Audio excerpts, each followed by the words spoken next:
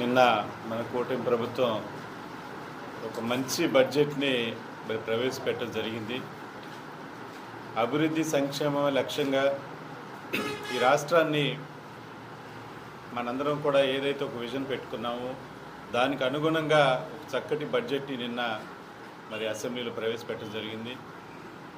ప్రతి రంగాన్ని కూడా అభివృద్ధి చేసే విధంగా బడ్జెట్ని ముందుకు తీసుకెళ్ళడం జరిగింది. ఆ రంగం ఈ రంగాన్ని కూడా ప్రతి రంగం కూడా వ్యవసాయం కానివ్వండి, అలాగే పరిశ్రమలు కానివ్వండి, ఇలా వైద్య రంగం కానివ్వండి, విద్యారంగం కానివ్వండి, మహిళల యొక్క సంక్షేమం విషయంలో కానివ్వండి, ప్రతి విషయంలో కూడా ఈ రోజున చక్కటి బడ్జెట్ని ఏర్పాటు చేయడం జరిగిందని కూడా మీకు తెలియజేస్తూ ఉన్నాను. ఈ రోజున చూసినట్టయితే 3,32,000 కోట్ల రూపాయలతోటి బడ్జెట్ను ప్రవేశపెట్టడం జరిగింది. ఎప్పుడూ లేనటువంటి విధంగా ఈ రోజున పెట్టాం.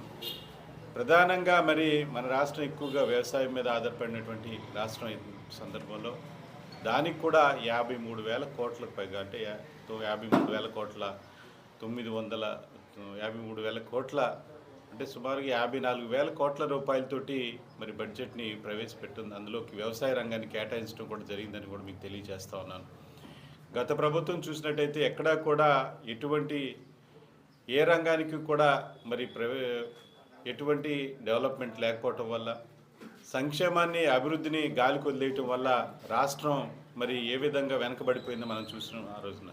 కానీ ఈ రోజున వచ్చినటువంటి కూటమి ప్రభుత్వం అభివృద్ధి లక్ష్యంగా ఇచ్చినటువంటి ప్రతి హామీని కూడా నెరవేర్చుకుంటూ ఈ రోజున ముందుకెళ్తూ ఉంది. కేవలం మాటలతోనే కాకుండా చేతలతోటి చేసేటువంటి ప్రభుత్వం మన కూటమి ప్రభుత్వం ఈ సందర్భంగా తెలియజేస్తూ ఉన్నాను. ఇచ్చినటువంటి హామీలే కాకుండా ఇవ్వనటువంటి హామీలన్నింటినీ కూడా ఈ రోజున ప్రతి హామీని కూడా నెరవేర్చుకుంటూ ఈ రోజున కూటమి ప్రభుత్వం ముందుకెళ్తూ ఉంది.